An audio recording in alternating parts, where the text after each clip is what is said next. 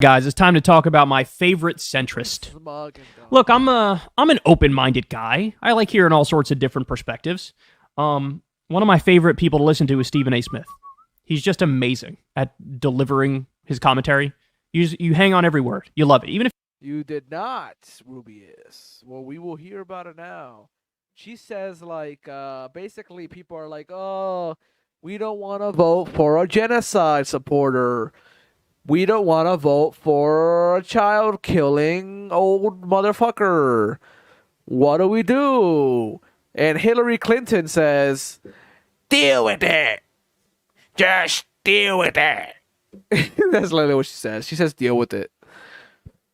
In her old curmudgeonly-ass voice. Deal with it. I hate her.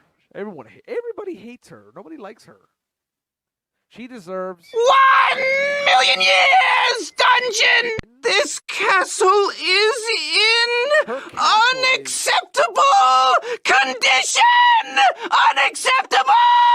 Her castle is in unacceptable conditions, and therefore she should be in jail.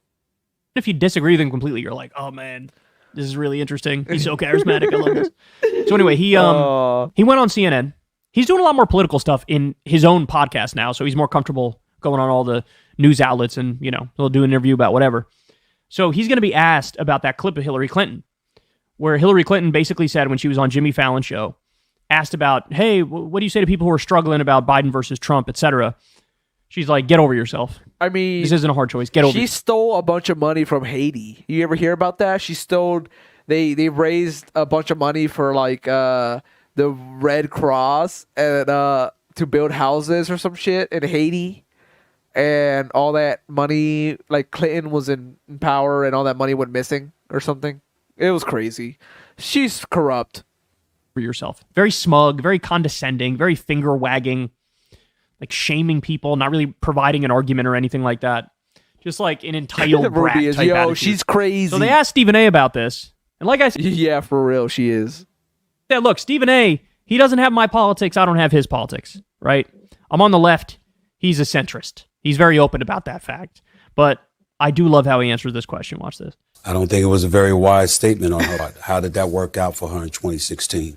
I think that's something that we have to recognize. Yes, she won the popular vote, but at the end of the day, she wasn't the president of the United States. It was him.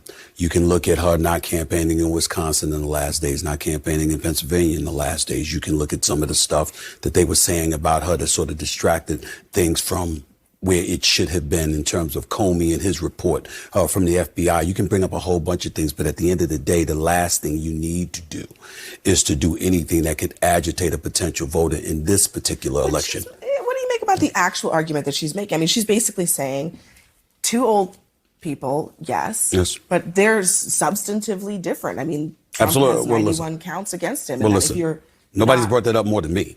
Four indictments, 91 counts, impeached twice. I'm not voting for him. I've said that to a lot of people. I've said that to you. But at the end of the day, what I'm saying is that at some point in time, you got to take into account what the voters thinking about. The voters, a lot of them out there, tens of millions of them out there, by the way, don't care what he's going through right now. They don't care about his guilt or innocence, his perceived guilt or innocence. They don't care about the 91 counts. They're thinking about their lives. And a lot of times we see politicians taking the positions that they're taking, and while we can respect their candor and their honesty, they do seem a bit detached at times from what the voters are actually feeling. I've been working mad overtime this weekend, and I'm surprised I'm even still up. I'm stream mad late, bro.